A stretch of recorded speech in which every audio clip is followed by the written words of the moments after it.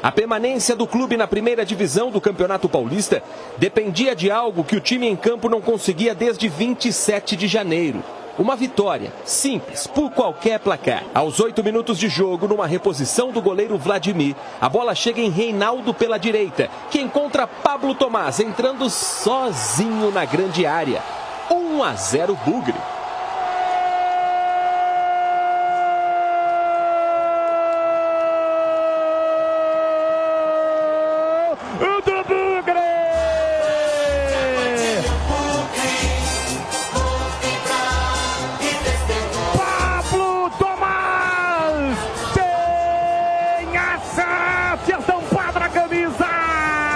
Entrando no futebol vistoso, maravilhoso, mas assim, de organização, né?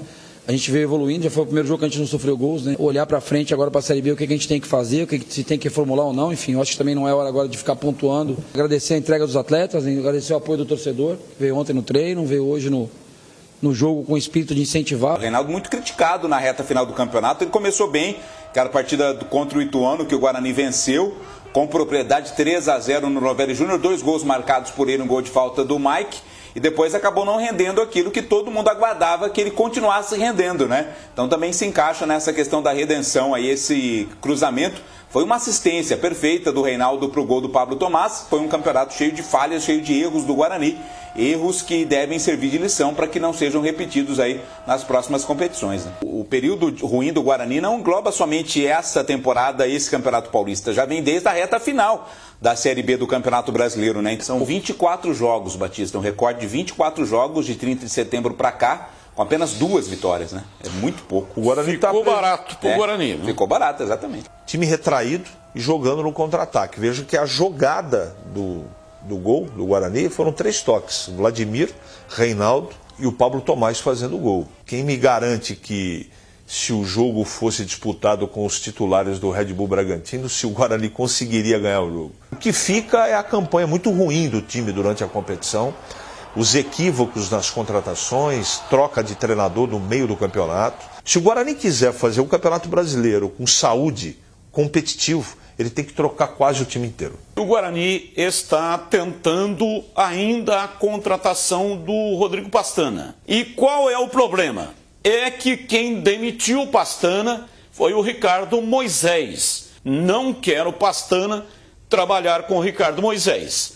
A missão do André Marconato, que é o presidente, é convencer o Pastana de que não haverá contato com o Ricardo Moisés, que não vai interferir no departamento de futebol. O Guarani fez uma proposta muito boa, não só com relação ao salário, mas também bônus, premiações, no caso de um acesso. O Ricardo, ele é um sujeito muito capaz, mas o futebol não é a especialidade dele. Nesse momento, o Guarani precisa de um executivo do quilate do Pastana. Veja o que aconteceu financeiramente com o Guarani, com os jogadores que ele trouxe. O Guarani está vivendo até hoje, porque tem parcelamento, por exemplo, do Richard Rios, tá recebendo parcela até hoje. Com essa possibilidade de trazer novamente o Pastana, se confirmar, vai ser um chacoalhão em todas as estruturas do Guarani no seu departamento de futebol, né? Então, o Guarani quer mostrar bem claro que não ficou contente, claro, com o próprio trabalho, né? Que não foi legal, não foi bom, o time lutou contra o rebaixamento e que a partir de agora quer uma reformulação total. O Rodrigo Pastana está em Portugal. Ele está no São Carlos e lá tem uma multa rescisória. Se o Guarani não pagar a multa, tem um plano B, que seria o Pastana fazendo uma consultoria, trabalhar como consultor do Guarani até junho. Junho vence o contrato. Aí em junho ele viria em definitivo para o Guarani. Eu conheço o Rodrigo Pastana, hein? E ele não é de topar isso aí não, viu? Esse negócio, consultoria não. Ou é ou não é. E vou mais além. Vamos supor que o Guarani o contrate. O Claudinei vai permanecer? Para mim, a melhor saída para o Guarani é o Rodrigo Pastana, tá? Como executivo de futebol. Aliás, desde quando ele saiu, o Guarani até hoje não acertou nenhum superintendente. Quer o Rodrigo Pastana, vai lá e paga a multa e ponto final. Traz o cara. Eu não tenho dúvida nenhuma que ele arruma a casa. E ó, tem uns outros aí também que com ele chegando é bom colocar a barba de molho. Tem bastante gente aí no Guarani que vai precisar procurar serviço. Porque ele vai chegar com o rodo gigante.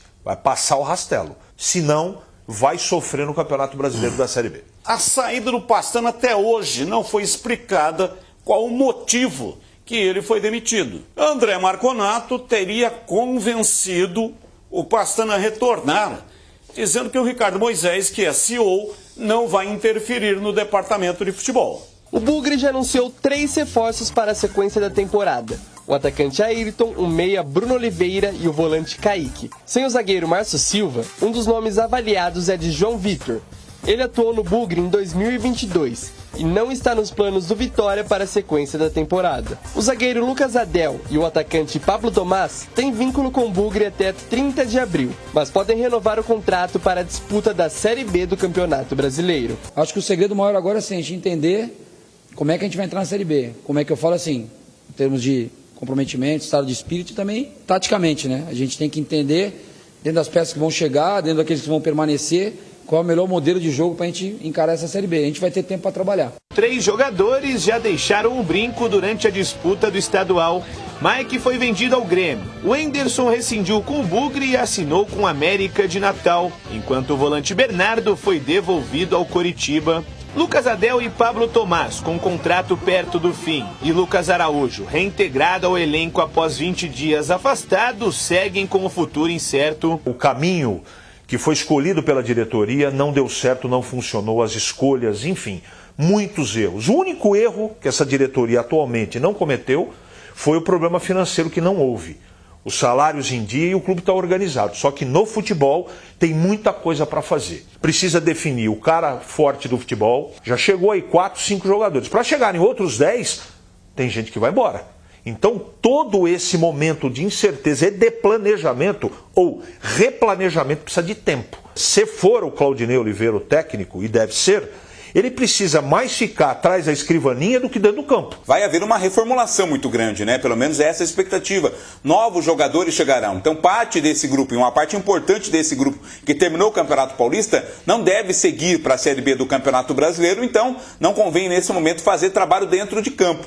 Eu acho que a principal preocupação nesse momento é tentar consertar os erros, primeiro reconhecer os erros cometidos, tentar consertá-los depois, para reiniciar o trabalho visando a Série B. Por isso, eu acho essa folga acabou sendo conveniente, essa semana de folga aí no Guarani. Se o Pastana for contratado, não é o perfil de treinador que ele gosta de trabalhar. Eu estou falando do Claudinei. E o Pablo Tomás, ele marcou um gol que valeu 10 milhões de reais. O clube também tem que ter a sua gratidão e renovar o contrato dele, porque ele marcou um gol muito importante. Eu não faria isso.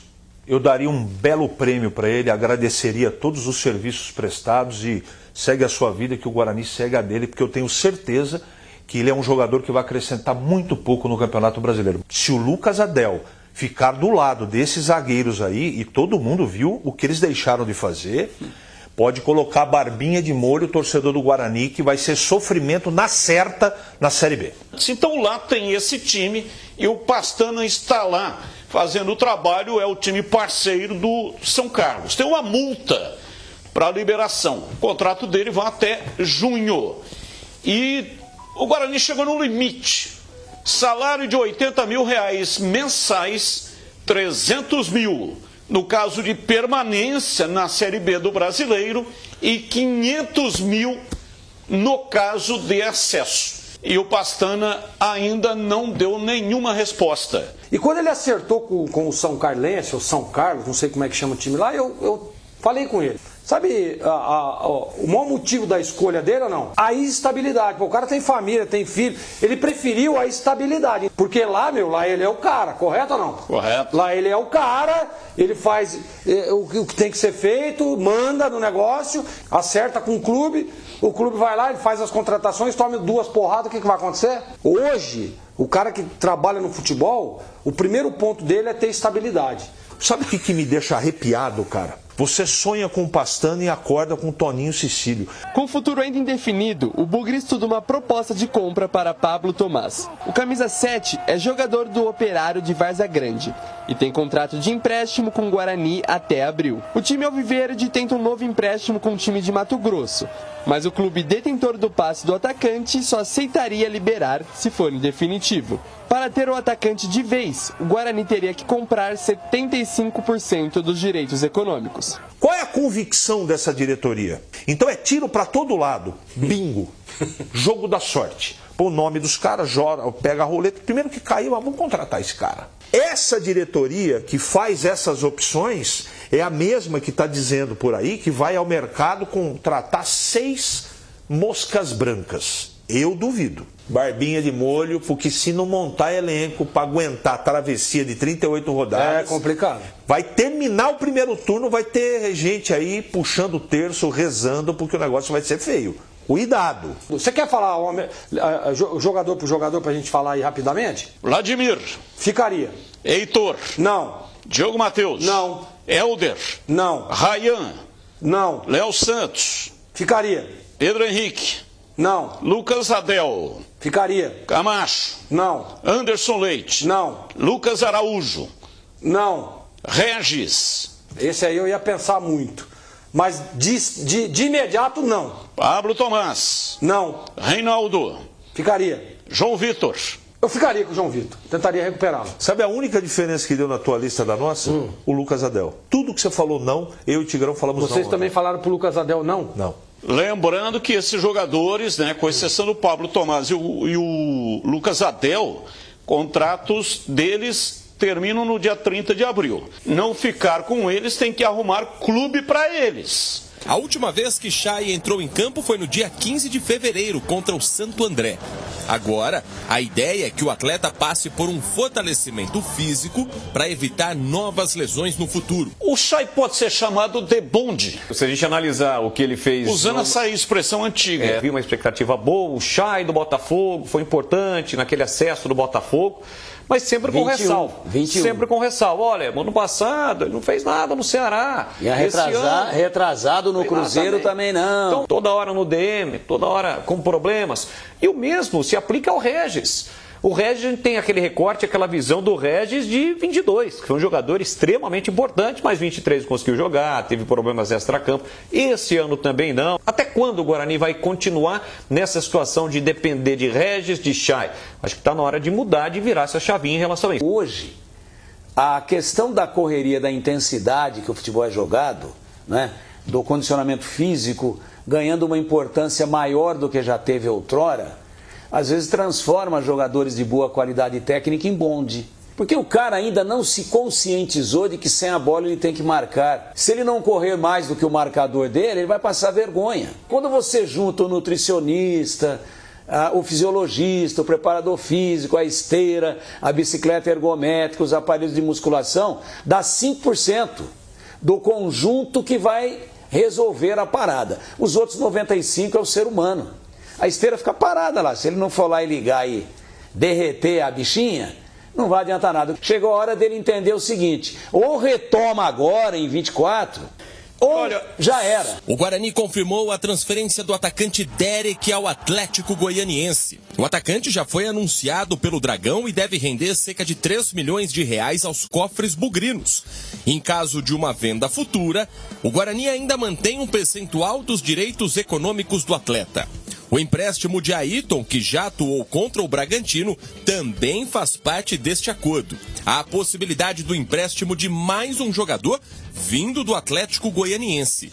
O volante Raudinei chegou a ser especulado, mas as conversas ainda não avançaram. O Guarani não contratou ainda um executivo de futebol. Tentou vários aí, inclusive o Pastana, que está em Portugal e não pretende trabalhar no Guarani se o Ricardo Moisés permanecer. Como o Ricardo Moisés vai permanecer, Pastana está sendo já imediatamente descartado. O Bugre acertou a contratação de Enori Martins, analista de mercado com passagem nas categorias de base da seleção brasileira. O nome que surgiu aí foi o de Edgar Montemor.